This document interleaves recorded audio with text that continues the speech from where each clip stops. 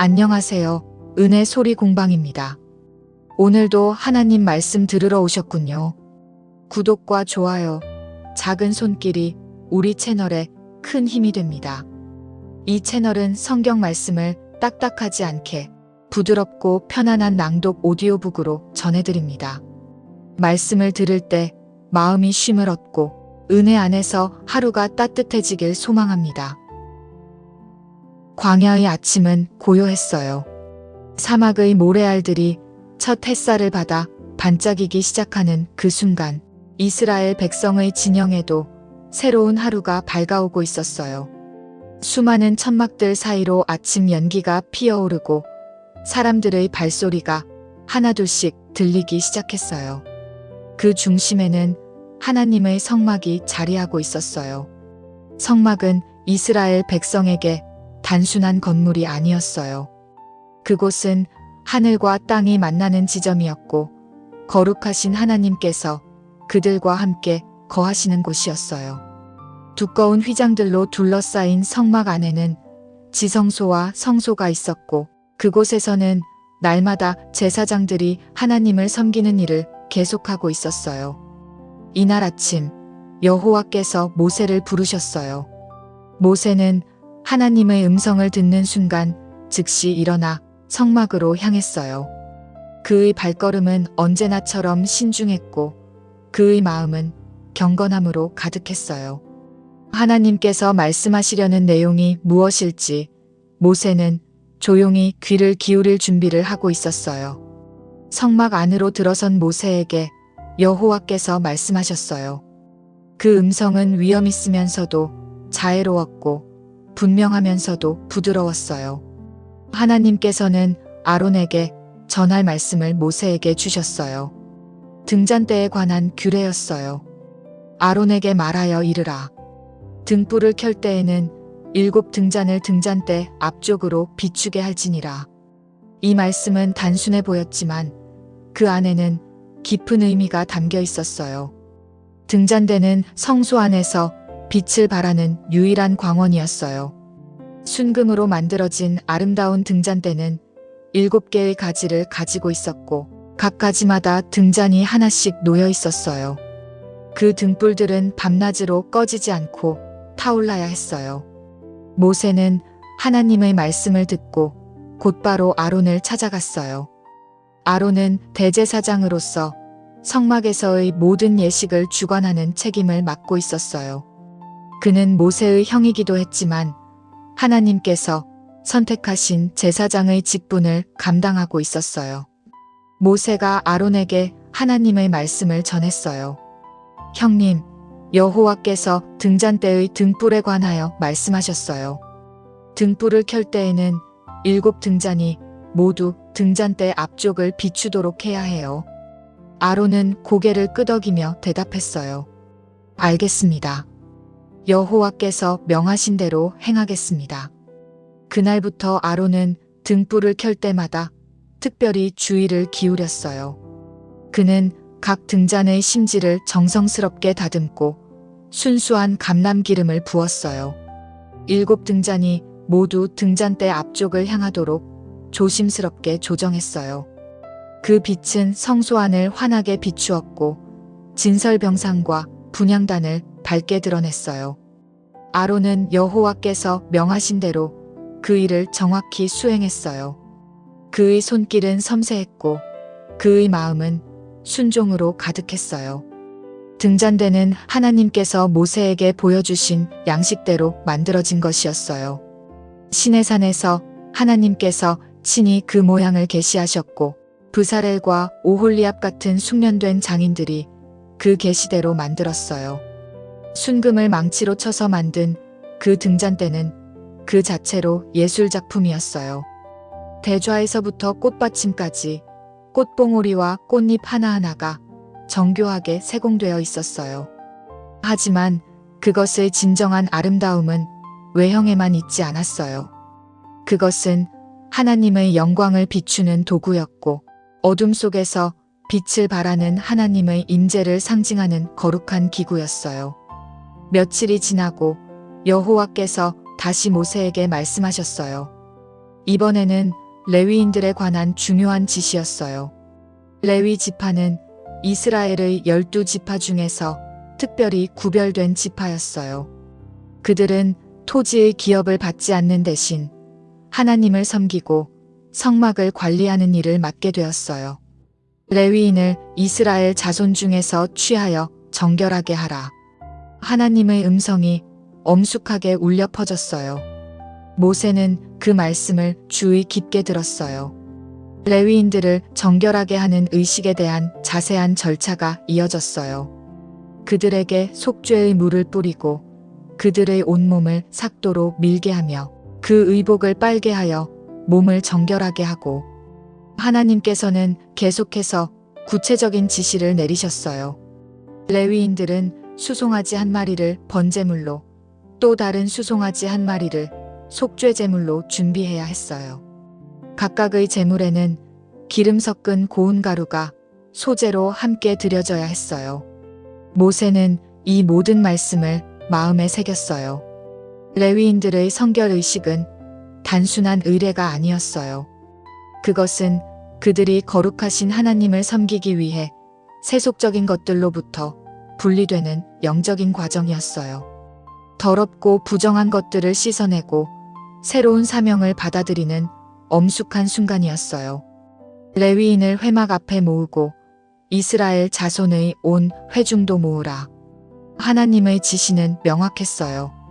이 의식은 은밀하게 진행될 일이 아니었어요. 온 이스라엘 백성이 지켜보는 가운데 공개적으로 행해져야 했어요.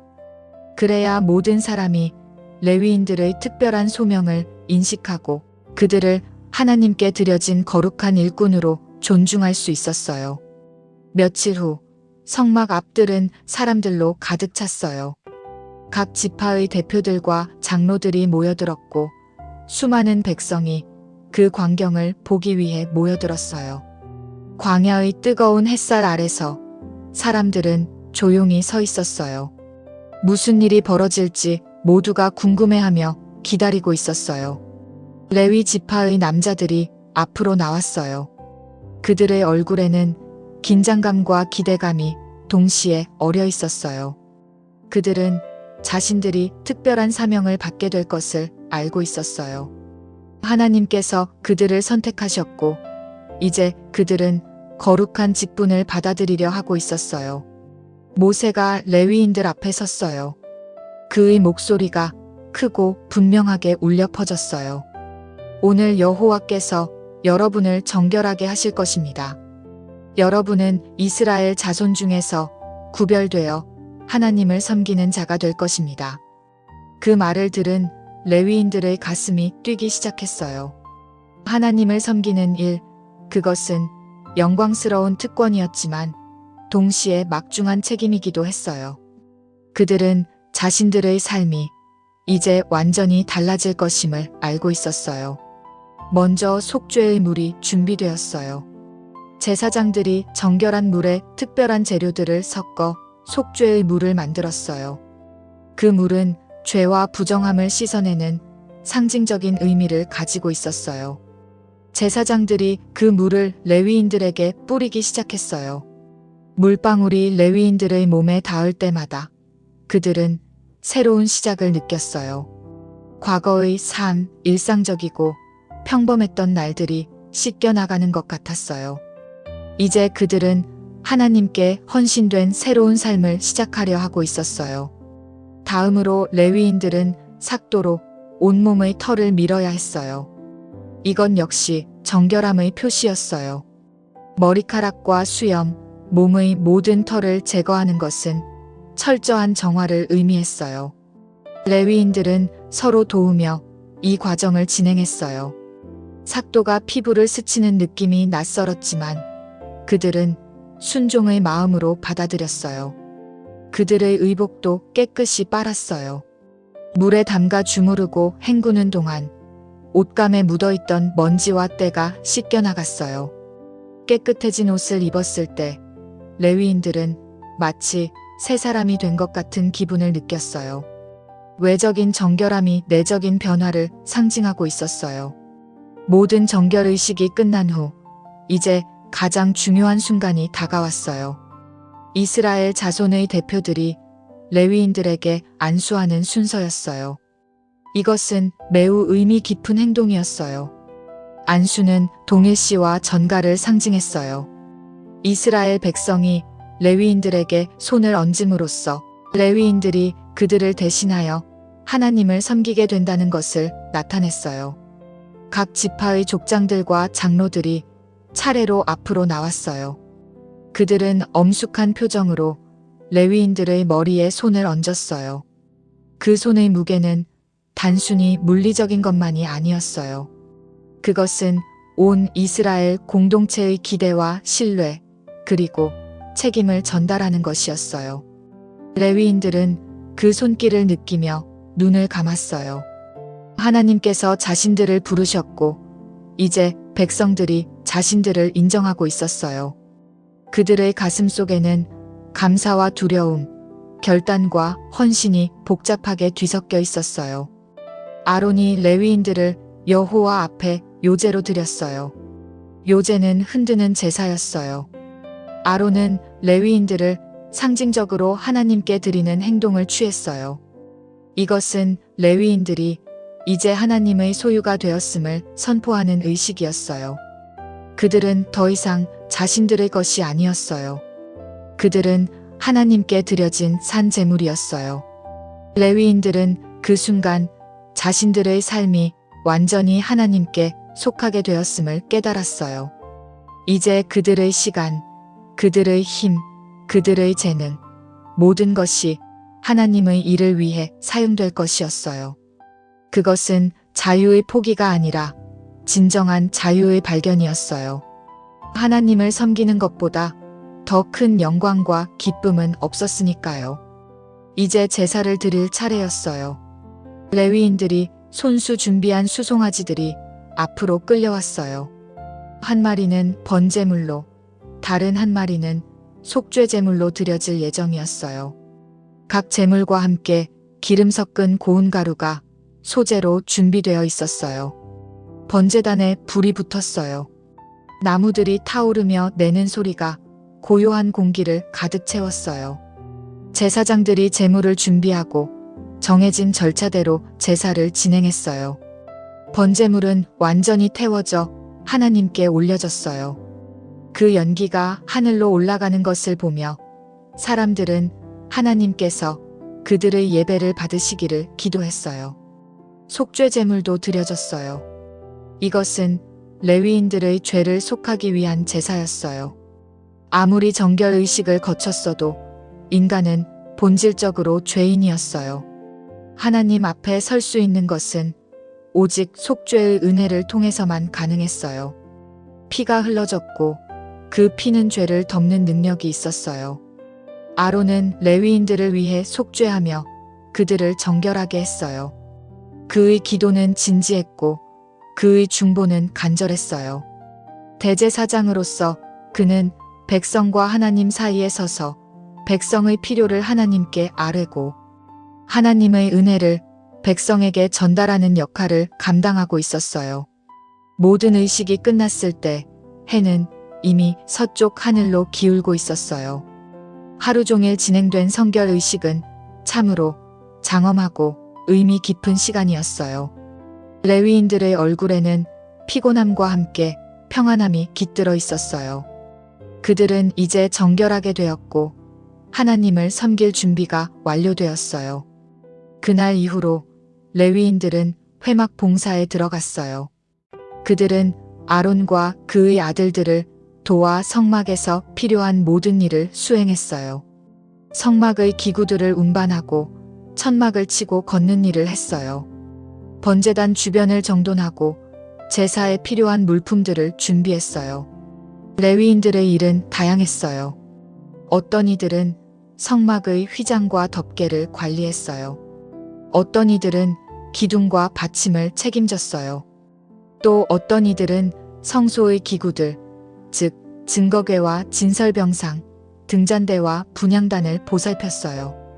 각자가 맡은 역할은 달랐지만 모두가 하나님의 집을 섬기는 거룩한 일에 참여하고 있었어요. 레위인들은 자신들의 일을 성실히 감당했어요. 그들은 아침 일찍 일어나 성막 주변을 살폈고 밤늦게까지 필요한 일들을 마무리했어요. 그들의 손은 거칠어졌고 그들의 등은 수고로 굽었지만 그들의 마음은 기쁨으로 가득했어요. 하나님을 섬기는 일보다 더 보람된 일은 없었으니까요. 하나님께서는 레위인들을 이스라엘 자손 중에서 특별히 구별하셨어요. 그 이유를 하나님께서 친히 설명하셨어요. 이스라엘 자손의 모든 처음 난 자는 하나님의 것이었어요. 애굽에서 모든 처음 난 자를 치실 때 하나님께서는 이스라엘의 처음 난 자들을 거룩하게 구별하셨어요. 그러나 하나님께서는 사람의 처음 난 자들 대신 레위인들을 취하셨어요. 이것은 놀라운 은혜였어요. 각 가정의 장남이 하나님을 섬기러 가는 대신 레위 지파 전체가 그 역할을 대신하게 된 것이었어요. 이것으로 인해 이스라엘의 각 가정은 자신들의 장남을 집에 두면서도 레위인들을 통해 하나님께 대한 의무를 다할 수 있었어요. 레위인들은 바로 이러한 대속적 의미를 지니고 있었어요. 그들은 온 이스라엘을 대신하여 하나님을 섬겼어요.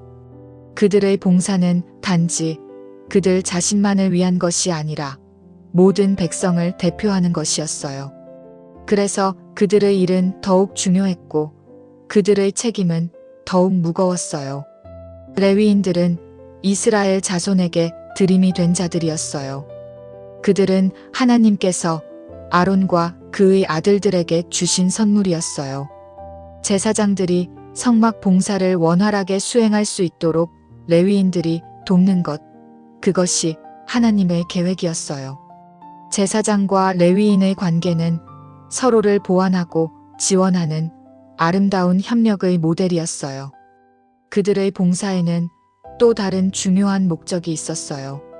이스라엘 자손이 성소에 가까이 올 때 재앙이 일어나지 않도록 하는 것이었어요. 거룩하신 하나님의 임재는 죄 많은 인간에게 위험할 수 있었어요.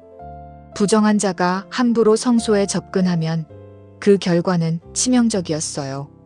레위인들은 성막과 백성 사이에서 완충 역할을 했어요. 그들이 성막을 보호하고 관리함으로써 백성들이 안전하게 하나님을 예배할 수 있었어요. 모세와 아론, 그리고 이스라엘 자손의 온 회중은 레위인들에 대하여 여호와께서 모세에게 명령하신 모든 것을 그대로 행했어요. 한치의 어긋남도 없이 하나님의 말씀대로 정확히 수행했어요. 이것은 매우 중요한 일이었어요. 하나님께 드리는 예배와 봉사는 인간의 생각이나 방법대로 할 수 없었어요. 오직 하나님께서 명하신 방법으로만 행해져야 했어요. 레위인들도 자신을 정결하게 하고 그 옷을 빨았어요. 그들은 성결 의식에 적극적으로 참여했어요. 단지 수동적으로 절차를 받아들이기만 한 것이 아니라 자발적으로 자신들을 정결하게 하기 위해 노력했어요. 하나님을 섬기기 위해서는 이러한 자발적 헌신이 필요했어요. 아론은 그들을 여호와 앞에 요제로 드렸고 또 그들을 위하여 속죄하여 정결하게 했어요. 대제사장의 역할은 참으로 중대했어요. 그는 백성과 하나님 사이의 중보자였고 그의 기도와 제사를 통해 백성이 하나님과 바른 관계를 유지할 수 있었어요. 그 후에 레위인들이 회막에 들어가서 아론과 그의 아들들 앞에서 봉사했어요. 그들의 첫 봉사는 떨리면서도 감격스러웠어요. 오랫동안 준비하고 기다려온 순간이 드디어 왔어요. 그들은 성막의 문을 들어서며 깊은 경외심을 느꼈어요. 이곳은 하나님께서 임재하시는 거룩한 곳이었으니까요. 레위인들은 제사장들의 지시를 받아 일했어요. 그들은 조심스럽게 성막의 기구들을 다뤘고 정성스럽게 주변을 정돈했어요. 모든 동작이 신중했고 모든 행동이 기도 같았어요. 그들은 자신들이 특별한 일을 하고 있다는 것을 잊지 않았어요. 며칠이 지나고 여호와께서 다시 모세에게 말씀하셨어요. 이번에는 레위인들의 봉사 연령에 관한 규정이었어요. 하나님께서는 모든 것을 질서 있게 정하시는 분이셨어요. 누가, 언제, 어떻게 봉사해야 하는지 명확한 기준을 주셨어요. 레위인에게 이같이 할지니 25세 이상으로는 회막 봉사에 들어가 일하고 50세부터는 봉사에서 물러나 다시는 일하지 말 것이며, 이 말씀을 들은 모세는 고개를 끄덕였어요. 25세라는 나이는 젊은이가 충분히 성숙하고 강건한 때였어요. 육체적으로나 정신적으로 무거운 짐을 지고 먼 길을 갈 수 있는 시기였어요. 성막의 기구들은 매우 무거웠고 그것들을 운반하는 일은 상당한 체력을 요구했어요. 50세까지라는 규정도 지혜로웠어요. 50세가 되면 사람의 기력이 쇠하기 시작했어요. 무거운 것을 나르고 고된 노동을 하기에는 무리가 있었어요. 하나님께서는 레위인들을 혹사하지 않으셨어요. 그들이 봉사할 수 있는 적절한 기간을 정해주시고 그 이후에는 쉴 수 있도록 배려하셨어요. 하지만 50세 이후에도 레위인들의 역할이 완전히 끝나는 것은 아니었어요. 하나님께서 말씀하셨어요. 그 형제를 도와 회막에서 맡은 직무를 지킬 것이나 일은 하지 말지니라. 이것은 아름다운 규정이었어요. 나이든 레위인들은 무거운 짐을 지는 일에서는 물러나지만 여전히 회막에서 역할을 감당할 수 있었어요. 그들은 젊은 레위인들을 지도하고 조언할 수 있었어요. 오랜 경험에서 우러나오는 지혜를 전수할 수 있었어요. 그들은 직접 일하지는 않았지만 그들의 형제들이 일하는 것을 도울 수 있었어요. 이것은 세대 간의 아름다운 협력을 보여주는 모델이었어요. 젊은이들은 힘과 열정으로 일했고 나이든 이들은 지혜와 경험으로 도왔어요. 두 세대가 함께 조화를 이루며 하나님을 섬길 때 그 봉사는 더욱 완전해졌어요. 레위인들에 대한 이 모든 규정을 들으며 모세는 하나님의 세심하심에 감탄했어요. 하나님께서는 레위인들의 삶의 모든 면을 고려하셨어요. 그들이 언제 봉사를 시작해야 하는지, 언제 쉬어야 하는지, 나이가 들어서는 어떤 역할을 해야 하는지 모든 것을 배려하셨어요. 이러한 규정들은 단순한 행정적 규칙이 아니었어요. 그것들은 하나님의 성품을 반영하고 있었어요. 하나님께서는 질서의 하나님이셨어요. 혼란과 무질서 속에서는 진정한 예배가 일어날 수 없었어요. 모든 것이 적절하게 배열되고 정돈될 때 하나님의 영광이 온전히 드러날 수 있었어요. 또한 하나님께서는 사랑의 하나님이셨어요. 레위인들을 돌보시고 그들이 지나치게 부담을 느끼지 않도록 배려하셨어요. 젊었을 때는 힘써 일하고 나이가 들면 지혜로 섬기도록 하신 것은 각 사람의 능력과 상황을 고려하신 것이었어요. 레위인들은 이러한 하나님의 배려에 감사했어요. 그들은 자신들이 단지 일꾼이 아니라 하나님께서 사랑하시고 돌보시는 자녀들임을 알았어요. 그들의 봉사는 의무이기도 했지만 특권이기도 했어요. 세상의 그 어떤 일보다 영광스러운 일을 하고 있었으니까요. 광야의 밤은 고요했어요. 성막 안에서는 등잔대의 불빛이 여전히 밝게 타오르고 있었어요. 아론이 저녁에 등불을 정비하며 하나님께서 명하신 대로 7 등잔이 모두 앞쪽을 비추도록 했어요. 그 빛은 어둠 속에서 더욱 찬란하게 빛났어요. 레위인들도 자신들의 천막으로 돌아가 쉬고 있었어요.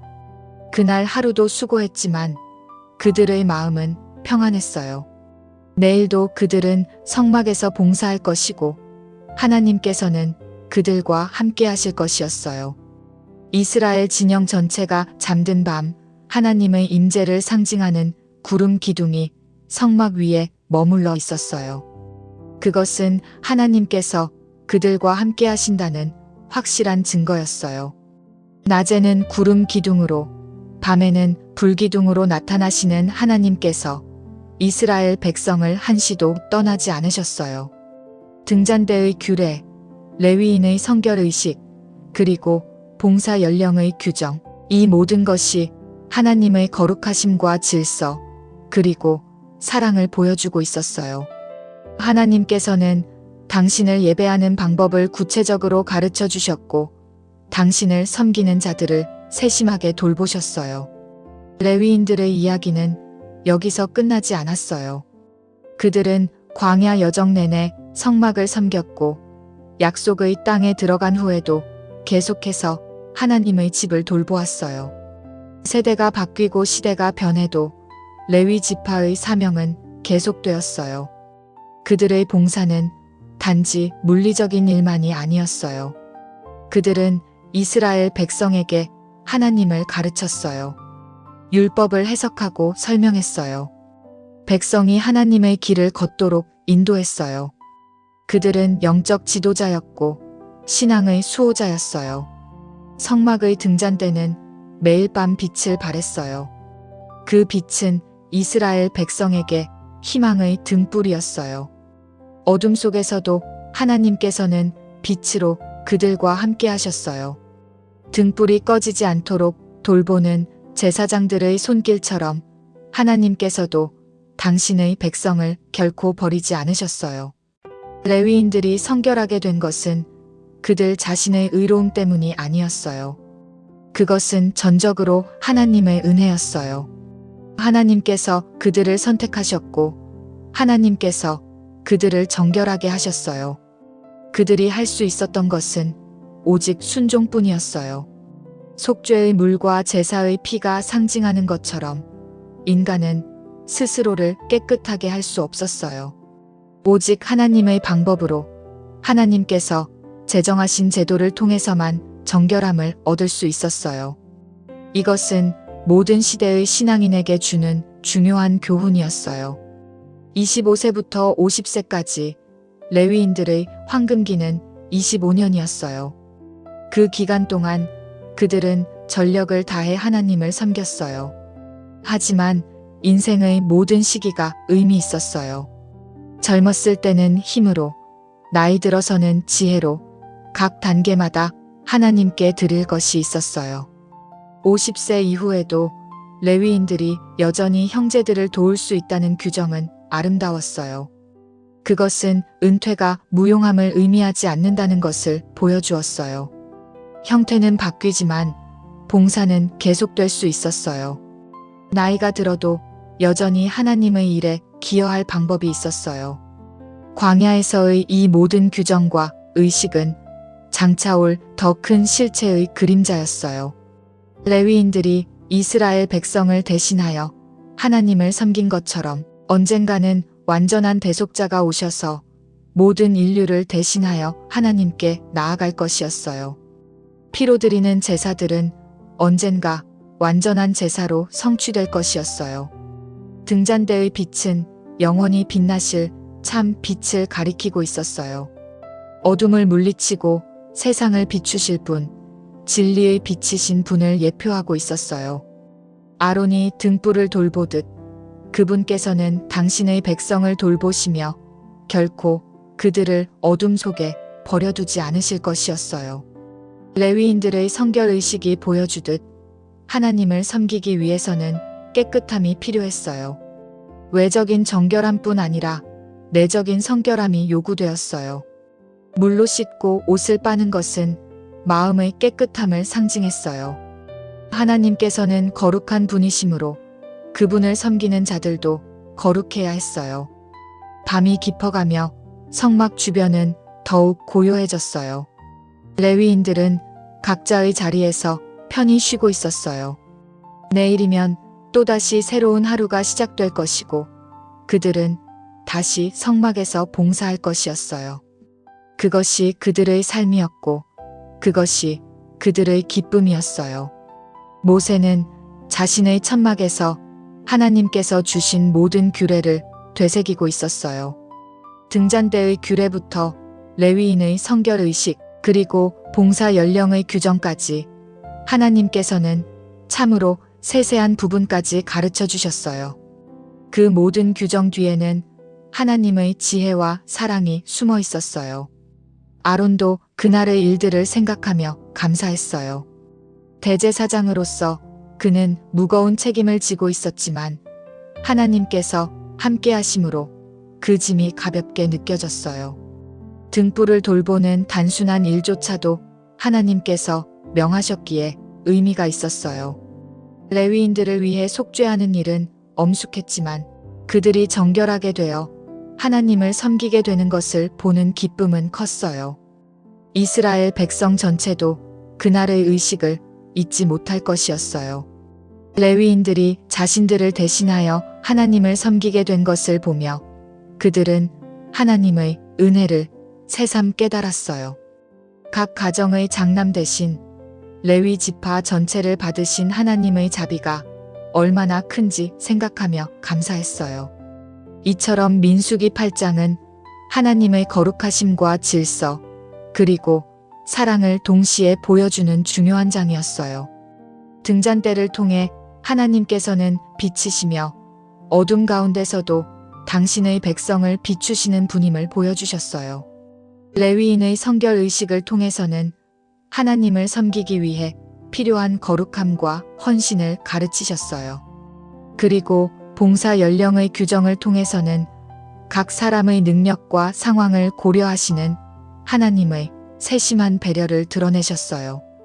이 모든 것이 함께 어우러져 하나님께서 어떤 분이신지를 이스라엘 백성에게 가르쳐 주었어요. 그분은 거룩하시지만 사랑이 많으신 분이었어요.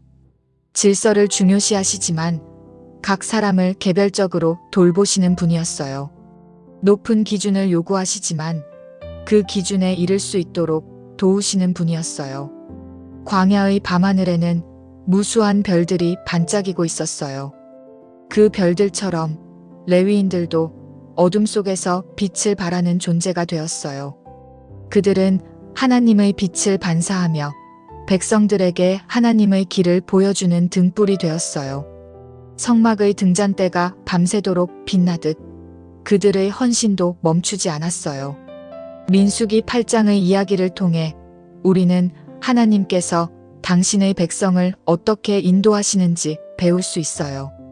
구체적인 지침을 주시고 명확한 역할을 부여하시며 그들이 그 역할을 감당할 수 있도록 준비시키시는 하나님의 방식을 볼 수 있어요. 그리고 무엇보다 모든 것의 중심에는 하나님 자신이 계시며 모든 규례와 의식의 궁극적 목적은 하나님을 영화롭게 하는 것임을 알 수 있어요. 민수기 8장은 성막에서의 봉사가 어떻게 조직되고 수행되어야 하는지를 보여주는 중요한 장이에요. 등잔대의 빛은 하나님의 임재를 상징했고 레위인의 성결은 하나님을 섬기는 자의 거룩함을 강조했으며 봉사 연령의 규정은 하나님의 질서와 배려를 나타냈어요. 이 모든 요소가 함께 어우러져 이스라엘 백성이 광야에서 하나님을 예배하고 섬기는 완전한 체계를 형성했던 것이에요. 이상 민수기 8장이었습니다. 오늘도 하나님의 은혜 안에서 마음이 평안하고 작은 일상 속에서도 기쁨을 발견하며 행복하고 은혜로운 하루가 되시기를 바랍니다. 아멘.